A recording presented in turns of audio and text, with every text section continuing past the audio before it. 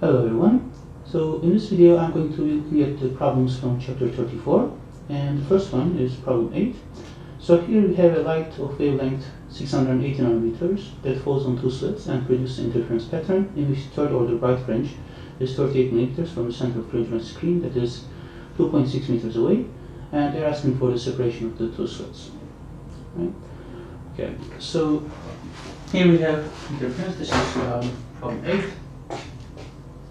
We have an interference problem, and this is going to be actually a simple application of our basic formula: d sine theta equals m times lambda. So what we need to do is to really look at which of these quantities are given and what these quantities that are given in the problem stand for, which symbols that they presented. So to do that, let's just draw our geometry. So I have a two-slit here, and I have a screen. So what are they giving me? Let me switch to this. So our wavelength is given. Our wavelength is 680 nanometers, and they are giving us the distance of screen. So this is 2.6 meters away, and we have an interference pattern that's formed. So this interference pattern is just our normal interference pattern with a central maximum and the higher order maximum on two sides. So it's going to look like this. Of course, its magnitude can drop as it goes from the center, but that's not really important. So this is going to be our central maximum. These are just 1, 2, and 3. Perhaps I should just put it here. Alright, fine. And they're telling us that the third order bright fringe is 38 millimeters from the center of the screen. That's 2.6 meters away. So this distance, this is the third order bright fringe, is 38 millimeters. Right? Obviously, this drawing is not to scale. It's just 38 millimeters. It's 2.6. Then they're asking for D. Right? For this. Now, to find that, so they're giving us the order. This is m equals 3. They're giving us the wavelength. We need to figure out this sine theta, so we can actually find what d is. Right? So what is that theta? Well, that theta is actually the angle that's between the two rays. One is just perpendicular from the center of the two slits and is perpendicular to the screen, and the other one is just pointing in the direction where the discussed feature is, right? In this case, the third order maximum. So this will be our theta. Now, this is going to form a right triangle, obviously, and so we can write that tangent theta is going to be 38 millimeters divided by 2.6 meters. So this is going to be 38 divided by 2600. Right, so this is a very small number, which means that we can use the approximation that this is approximately equal to sine theta, and that's approximately equal to theta. Now we're looking for sine theta, so we don't need to go take the second step, but we can say that the sine theta is approximately equal to 38 by 2600. Right, and that kind of solves our problem. So our D is going to be m lambda divided by sine theta, and so this is going to be 3 times 680 times 10 to minus 9, that's nanometers, divided by sine theta is 38 by 2600, and this is going to be equal to, I think I calculated this, it comes to something like 1.4 times 10 to minus 4 meters. Oops, 10 to minus 4 meters. So it's like a fraction of a millimeter. It's not a fraction, it's like on the order of it's a fraction of a millimeter. And this is plausible, right? So you can actually get slits like this. If this was like on nanometer scale, then I would be a bit suspect. If this was too large, like on the order of centimeters, again, it will be suspect, but this is something quite plausible. Right? Okay, so the next problem is we have a very thin sheet of plastic with an index of refraction of 1.60 that covers one slit of a double slit apparatus that's illuminated by, again, 680 nanometers light. The center point on the screen, instead of being a maximum, is dark. What's the minimum thickness of the plastic? So how does putting a plastic in front of one of the slits leads to a dark fringe at the center instead of a bright maximum fringe? Now, if you actually look at the book and you go like on the very same page, you can see that there's another question 11, problem 11, and there this is actually demonstrated, right? So if you put a little plastic on one of the in front of one of the slits, then the wave that's coming from one of the slits is going to be a little bit delayed, right? So when this happens, as they leave these two slits, when the minimum of the light leaves one slit, the maximum of light is going to leave the other slit, and so at the very center of the screen that's in front of these two slits, there's going to be already a 180-degree phase difference, right? Half revolution phase difference. So it's just the maximum of one is going to coincide with the minimum of one, and you're going to get a dark fringe, right? So this is the geometry that we have in mind, and by using this geometry, we are going to find the minimum thickness of the plastic. Right, so for the minimum thickness of plastic, we are going to use something so thin that we are going to delay this by only half a wavelength.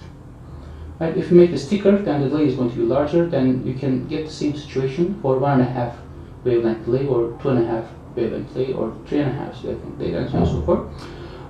But for the minimum, what we are going to do is that there's going to be just a half wavelength delay. Right. So let's take a look at this.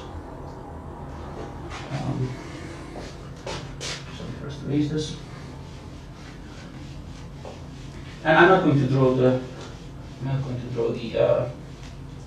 slits in this case, just the plastic itself. So this is problem 16. So we have a plastic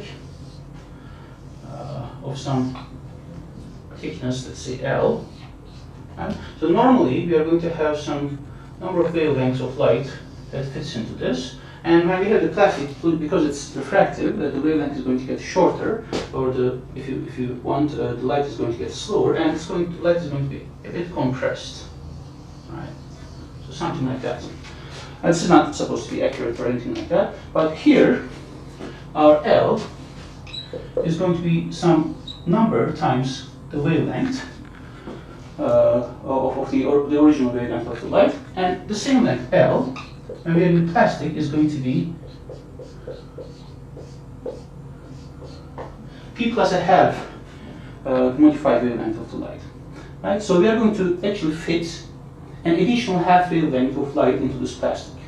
This is our basic geometry. This is how we are thinking about this problem.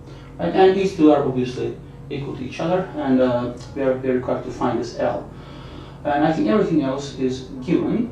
So this lambda prime is, of course, so this is P plus a half lambda over N, where N is the refractive index of our plastic. And we don't know what P is. We can find P, but lambda is given. Lambda is 680 nanometers. So this is in the optical part of the spectrum. Okay, and we are looking for L. Now, what's the simplest way to go about this? We can set these two equal to each other. So P times lambda is going to be P plus a half lambda over N. And so lambdas go away. And so we can solve this for P. I can move this to the other side. And so P 1 minus 1 over N is going to be 1 over 2N, which means that P is going to be 1 over 2N, 1 over 1 minus 1 over N. Now I'm sure you can manipulate this and simplify it, but you don't need to. For N, I just given, what is it? This is our plastic, it's 1.6. So N is 1.6. You can make a substitution and calculate the value of P, and then you can just calculate L from using this formula. Right, so this is going to be lambda over 2N. Can I actually simplify this? This is N minus 1, N goes to top. So this is N minus 1, and N goes to top, these go away. So lambda over 2N minus 1. And That's going to be our L. And I make the substitution. I think I did this. Yeah, it comes to something like 567 nanometers. Or maybe you can round up a little bit more, given that your index of refraction is given to two significant figures. You can say this is 570 nanometers or so. Okay. So in the next problem, which is somewhat similar to this, look at this. We have a Michelson interferometer, right? In this interferometer, in one of the beams, the light passes through a small evacuated glass container that's 1.155 centimeters deep. When a gas is allowed to slowly fill the container, a total of 176 dark fringes are counted to move past the reference line. The light used is a wavelength of 632.8 nanometers. Calculate the index of refraction of the gas at its final density, assuming that the interferometer is in vacuum. Right? So everywhere outside this glass container, the index of refraction is 1. That's the index of refraction of vacuum. And inside this, there's some gas.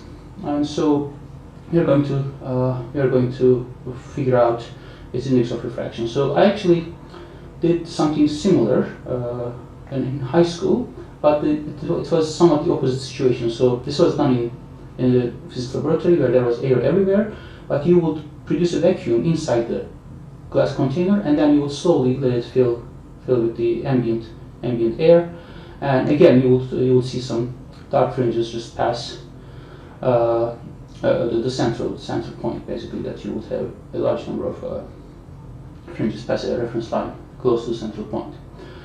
Okay, but let's look at this problem. Again, switch over here. So we have something very similar. Right, so this is 42. We again have something very similar, that we have some glass and that has some air, so there's some index of refraction, and that leads to some additional wavelengths to be compressed in here. And outside we have the unperturbed original wavelength of the light. So let me place this.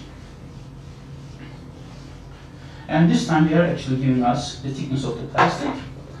So this L, actually quite high accuracy to a large number of significant figures. 1.155 centimeters. 1.155 centimeters is the wavelength given here. Yeah, the wavelength is 632.8.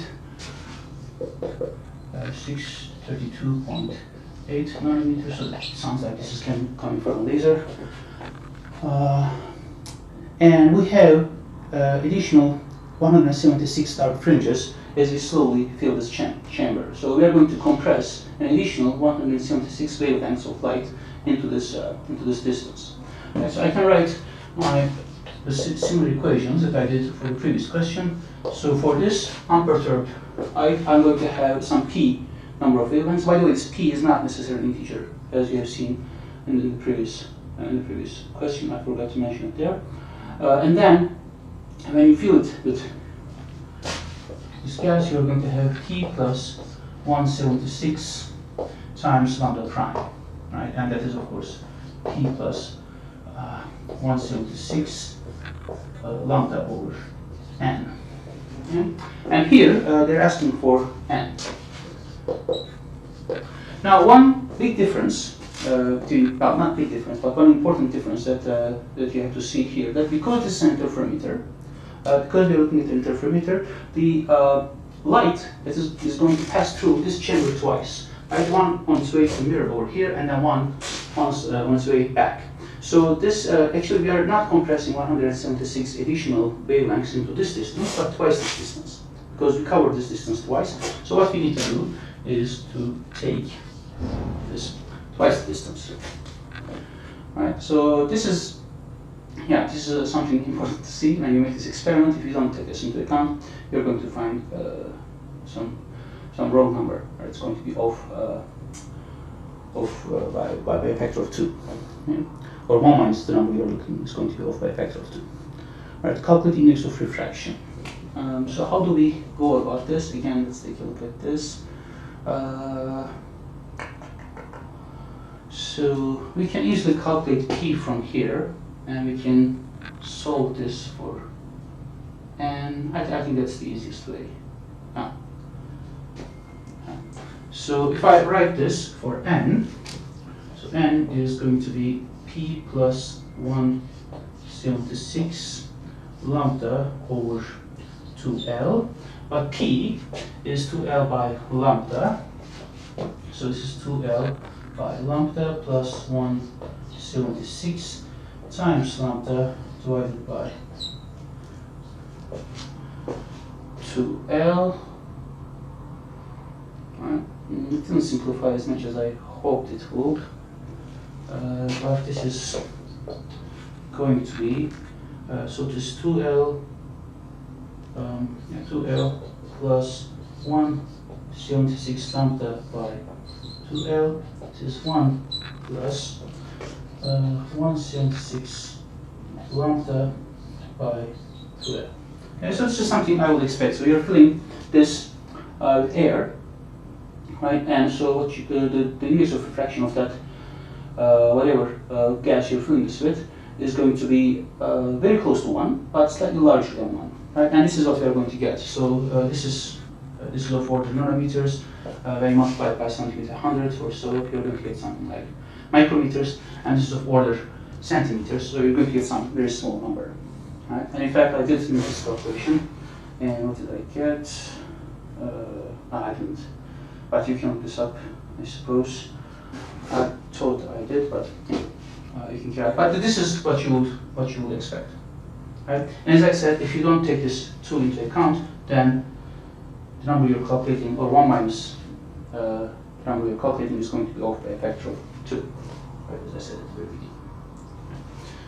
You do put it there, and so when you're like solving a problem like this in the exam, if you actually come up to this point and you make this mistake of not putting L, then it's easy to give you partial credit, right? Because it's clear that what mistake you made. But if you just start making substitutions at very early, right? You calculate the numerical value of P, and then you try to substitute it without writing the formulas explicitly, then it's very hard to see what went wrong, and it's very hard to give you partial credit. I'm not grading, but if I were grading, it would be much easier for me to give you partial credit if you come to this point with an L in the denominator rather than 2L, instead of just getting some incorrect number. Okay. Thank you.